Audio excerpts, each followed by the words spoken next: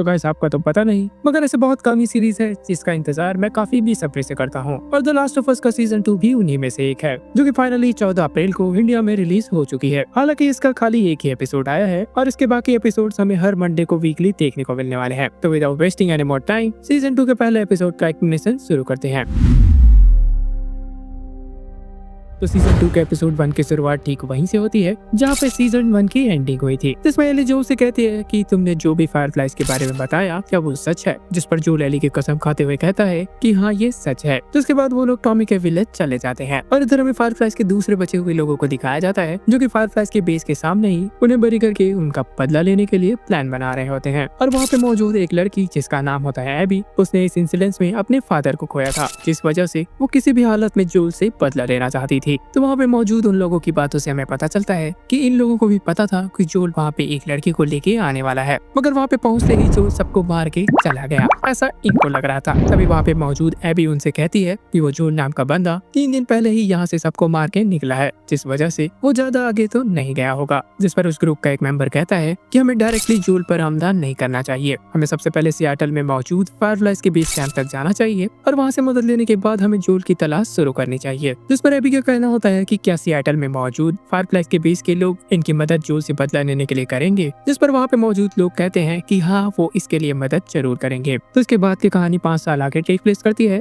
जहाँ पे सबसे पहले हमें एली को दिखाया जाता है जो कि अपने से कई गुना बड़े आदमी के साथ लड़ रही होती है, मगर एली उसे कड़ी टक्कर दे के हरा देती है। तभी वहाँ पे मौजूद एक और आदमी ने एली से कहा कि तुम्हारे अपोनेंट ने होल्ड बैक किया है, अगर वो अपने पूरा स्ट्रेंथ का यूज करता तो तुम अभी बेहोश होती, जो चीज एली को बिल्कुल पसंद नहीं आता। और वो कहती है कि अगली बार से उसे अपनी पूरी ताकत यूज करने के लिए कहना, जिस पर वो आदमी कहता है कि अगर तुम्हें कुछ हो जाता तो हमें जोल को जवाब देना पड़ता। और फिर क्या था, एली और भी ज्यादा गुस्सा होकर वहाँ से चली जाती है। जिसके बाद हमें ऑन स्क्रीन जोल को दिखाया जाता है जो कि उस समय छोटे मोटे डिवाइस को ठीक कर रहा था। और तभी वहाँ पे एली की दोस्त डीना जोल से मिलने पहुंच जाती है। तो जोल के काम में इंटरेस्ट लेने का नाटक करके वो सीधे जोल से पूछती है कि आखिरकार एली आपसे नाराज क्यों है, जिस पर जोल उससे कहता है कि एली अब 19 साल की हो चुकी है और इस उम्र के बच्चों का अपने पेरेंट्स को हेट करना काफी आम बात है। मगर जोल की हालत को देख के हम अच्छे से समझ सकते हैं कि एली का ये इग्नोरेंट बिहेवियर जोल को बिल्कुल भी पसंद नहीं आ रहा था। और जोल से ऐसी बातें सुनने के बाद डीना समझ जाती है कि जोल असल में गैल की थेरेपी सेशंस ले रहा है। डीना के जाते हुए जोल उससे कहता है कि ये थेरेपी वाली बात वो किसी को भी न बताए। और सेम टाइम पे एली टॉमी के साथ शिकार पे गई होती है। शिकार यहाँ पे किसी जानवर का नहीं बल्कि इन्फेक्टेड का शिकार। तो टॉमी एली को अपने साथ रख के उसे स्नाइपर राइफल चलाने की ट्रेनिंग दे रहा होता है। और यहाँ पे एली का निशाना देख के लगता है कि एली अब इस चीज में काफी महारत हासिल कर चुकी है। इधर अपनी पेट्रोलिंग के टाइम डोना ने ऑब्जर्व किया कि आजकल विलेज के काफी पास बहुत सारे इन्फेक्टेड का आना जाना बढ़ गया है। इधर टॉमी एली को बताता है कि वो अब उसे पेट्रोलिंग ड्यूटी से हटा के ऊपर वॉचमैन की ड्यूटी पे लगाने वाला है। और एक बार फिर से एली को पता चल जाता है कि इसके पीछे भी जरूर जोल का ही हाथ है। इस पर एली का कहना होता है कि वो इन्फेक्शन से इम्यून है, जिस वजह से फील्ड ड्यूटी के लिए वो सबसे बेस्ट कैंडिडेट है। जिसके बाद एली वहाँ पे जोर जोर से चिल्ला के अपनी इम्यूनिटी के बारे में चीख रही होती है। तब जाके यहाँ पे हमें क्लियर होता है कि असल में टॉमी और जोल ने एली की इम्यूनिटी वाली बात सबसे छुपाए रखा है। यहाँ पर एली टॉमी को किसी तरीके से मना लेती है पेट्रोलिंग में वापस जाने के लिए। इधर जैक्सन विलेज में कंस्ट्रक्शन का काम जोरों शोरों से चल रहा होता है, क्योंकि बाहर से लगातार रिफ्यूजीज इस विलेज में आ रहे होते हैं, जिस वजह से यहाँ पे रहने की जगह की कमी होने लगी थी। और इसी दौरान वहाँ पे काम कर रहे कंस्ट्रक्शन वर्कर को गैस पाइपलाइन के अंदर कुछ अजीब सी जड़ें दिखाई देती है। इधर टॉमी की बेबी मारिया जोल से कह रही होती है कि इन्हें कंस्ट्रक्शन के काम को जल्द से जल्द पूरा करना होगा, मगर जोल उसे बताता है कि इनके पास रिसोर्सेज की काफी कमी है, जिस वजह से छोटे से छोटे कंस्ट्रक्शन वर्क को पूरा करने के लिए अच्छा खासा टाइम लग जा रहा है। यहाँ पर जोल और मारिया अच्छे तरीके से समझ रहे थे कि जैक्सन टाउन में लगातार रिफ्यूजीज की संख्या बढ़ती जा रही है, मगर यहाँ पे रहने लायक जगह और रिसोर्सेज की भारी कमी है। यहाँ पर मारिया चाहती थी कि वो ज्यादा से ज्यादा रिफ्यूजीज को इस विलेज में पनाह दे सके, मगर इसका ठीक उल्टा जोल का कहना होता है कि उन्हें अब और रिफ्यूजीज को अंदर नहीं लेना चाहिए। और वहाँ से जाने से पहले मारिया जोल को रियलिटी चेक देती है कि जैक्सन कम्युनिटी का पार्ट बनने से पहले जोल भी एक रिफ्यूजी था। हाँ बात तो सही है वैसे। तो वहाँ से निकलने के बाद जोल अपने नेक्स्ट थेरेपी सेशन के लिए गैल के पास चला आता है। तो यहाँ पर जोल गैल को अपने थेरेपी सेशन के बदले गांजे से भरा हुआ पैकेट थमा रहा होता है। जिसके बाद जोल का थेरेपी सेशन स्टार्ट होता है। तब वहाँ पे मौजूद गैल उससे कहती है कि आज उसका बर्थडे है, इसके साथ ही वो अपने हस्बैंड के बिना अपना पहला बर्थडे मना रही है और यही रीजन है कि वो आज सुबह से ही बंद है। और यहाँ पे मल्टीपल थेरेपी सेशन के बावजूद जोल पे उसका कोई असर न देख के गैल उससे कहती है कि तुम जरूर मुझसे कोई न कोई इम्पोर्टेंट डिटेल छुपा रहे हो, जिस वजह से तुम्हें अब सच बोल देना चाहिए। गैल उससे कहते हैं कि तुम्हें खुल के अपनी भड़ास बाहर निकालनी चाहिए, और इससे पहले कि जोल अपनी भड़ास निकालता, गैल अपनी भड़ास निकालना शुरू कर देती है। तो यहाँ पर गैल की बातों से हमें पता चलता है तो असल में यहाँ पे गैल के हस्बैंड यूजीन को जोल ने ही मारा होता है। हालांकि जिस सिचुएशन में जोल ने उसे मारा था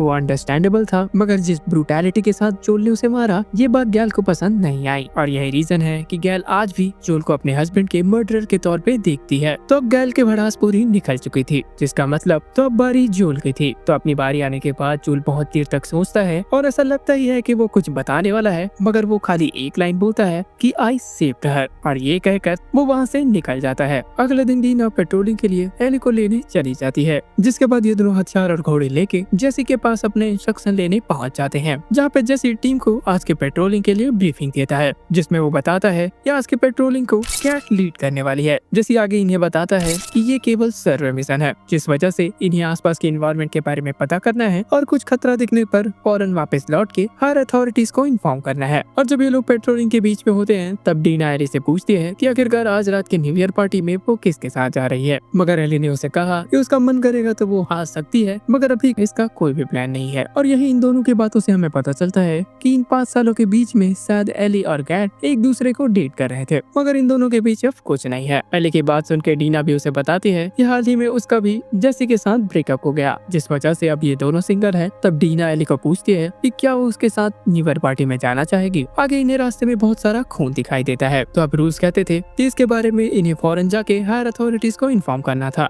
मगर यहाँ पे एली और उसके साथी कहाँ सुनने वाले थे। तो वो इस खून का पीछा करते हुए आगे चले जाते हैं, जिसके बाद जैसे ही वो एक सुपरमार्केट तक पहुँचते हैं सब ये देख के हैरान हो जाते हैं कि उस मार्केट के सामने एक बहुत ही बड़े भालू की लाश पड़ी है, और आसपास इन्फेक्टेड की बॉडी को देख के इन्हें पता चल जाता है कि ये काम जरूर ही इन्हीं का है। इधर ग्रुप लीडर कैट बार बार बोली जा रही थी कि अब इन्हें वापस जाना चाहिए, मगर एली और डीना कैट को किसी तरीके से मना के वो इन्फेक्टेड की तलाश में उस सुपरमार्केट के अंदर चले जाते हैं। खिड़की से इन्होंने सेंस कर लिया होता है कि अंदर 2 क्लिकर्स मौजूद हैं, और ऐसा ही होता है, अंदर 2 ही मौजूद थे, जिसे इन दोनों ने एक एक करके मार दिया। और इसी बीच वहाँ का फ्लोर कमजोर होने के कारण एली वहाँ से सीधे नीचे गिर जाती है, तो वहाँ से निकलने का रास्ता नहीं होने के कारण डीना उसके लिए हेल्प खोजनी चाहती है। और यहाँ पर एली को शुरू में लग रहा था कि वो यहाँ पर अकेली है, मगर उसे धीरे से भनक लग गई यहाँ पर उसके अलावा कोई और भी मौजूद है। थोड़ी देर लुका छिपी खेलने के बाद एली की नजर एक इन्फेक्टेड पर पड़ती है, तो जिसके बाद एली शोर मचा के उसे अपनी तरफ बुलाने की कोशिश करती है। यहाँ पर एली ये देख के चौंक जाती है कि उसके शोर करने के बावजूद वो इन्फेक्टेड उस पर अटैक करने के बजाय वहाँ से छुप के भाग गई। तो बहुत देर तक लुका छिपी खेलने के बाद वो इन्फेक्टेड सही मौका और अपनी प्लानिंग के साथ एली पे अटैक कर देती है। तो एली ने किसी तरीके से इस इन्फेक्टेड को तो मार दिया, मगर उस इन्फेक्टेड ने एली को उसके पीठ पर काट लिया, और इससे पहले कि डीना वहाँ पे आती एली ने फौरन अपना बाइट मार्क छुपा लिया। तो वापस टाउन जाकर एली काउंसिल के सामने बताती है कि आज सुपरमार्केट में उसका सामना एक अलग ही तरीके के इन्फेक्टेड से हुआ था, जो कि ह्यूमंस की तरह सिचुएशन को समझ के प्लान बनाकर अपने शिकार पर अटैक कर रहे थे। और ये बात उस इन्फेक्टेड को बाकी इन्फेक्टेड से काफी इंटेलिजेंट बनाती है। और इतना सुनते ही काउंसिल में मौजूद लोग काफी हैरान हो जाते हैं कि अब ये कौन सा नया इन्फेक्टेड आ गया। जिसके बाद एली और डीना को काउंसिल वहाँ से जाने के लिए कहती है और अपना डिस्कशन उस इंटेलिजेंट इन्फेक्टेड पर करती है,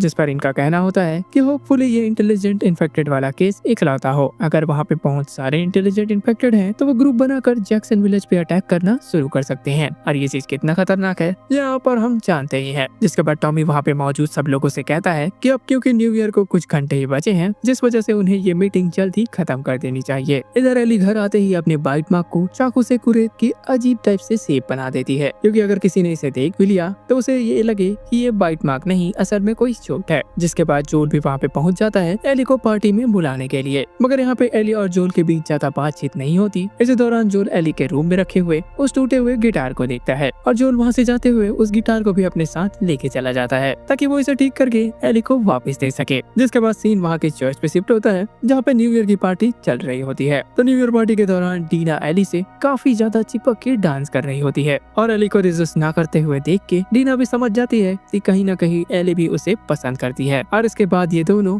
सबके सामने किस करने लग जाते हैं। और अब क्योंकि न्यू ईयर पार्टी चर्च में हो रही थी, जिस वजह से वहाँ पे मौजूद एक आदमी इनसे ऑफेंड हो जाता है और इन्हें उल्टा सीधा कह देता है। और इससे पहले कि एली वहाँ पे कुछ कह पाती, जोल ने उस आदमी को धक्का दे के गिरा दिया। और इस सिचुएशन को देख के एली उल्टा जोल पे ही भड़क जाती है और उसे गुस्से में कह देती है कि उसे हर बार एली को बचाने के लिए आगे आने की जरूरत नहीं है। एली अब इतनी बड़ी हो चुके हैं कि वो खुद ही अपना ध्यान रख सकती है। और इतना सुनते ही जोल बिना कुछ कहे वहाँ से चला जाता है और वहाँ पे मौजूद गैल भी इस सिचुएशन को अच्छे तरीके से देख के समझ जाती है कि यहाँ पर तो कुछ और ही मामला है। तो पार्टी ओवर होने के बाद एली अपने घर की तरफ जैसे ही आती है, वहाँ पे वो देखती है कि जूल अपने घर के बाहर बैठा एली के गिटार को रिपेयर करके बजा रहा होता है। जिसके बाद एली बिना कुछ कहे अपने रूम में चली जाती है। जिसके बाद एंड सीन में हमें दिखाया जाता है कि जैक्सन टाउन के कंस्ट्रक्शन वर्कर को गैस पाइपलाइन में जो जड़ें मिली थी वो असल में कोई जड़ें नहीं बल्कि कॉर्डिसेप्स फंगस के ही टेंटिकल्स हैं। शुरू में तो ऐसा देख के लग रहा था कि ये पूरी तरीके से सूख के मर चुके हैं, मगर तभी उनमें हलचल होने लग जाती है, इंडिकेटिंग कि जैक्सन टाउन में बड़ा खतरा आने वाला है। इसके साथ ही यहाँ से बहुत दूर एक पहाड़ पे खड़ा होकर एबी की गैंग जैक्सन टाउन को देख रही होती है। जिसके बाद the last of us season 2 का एपिसोड 1 एंड हो जाता है।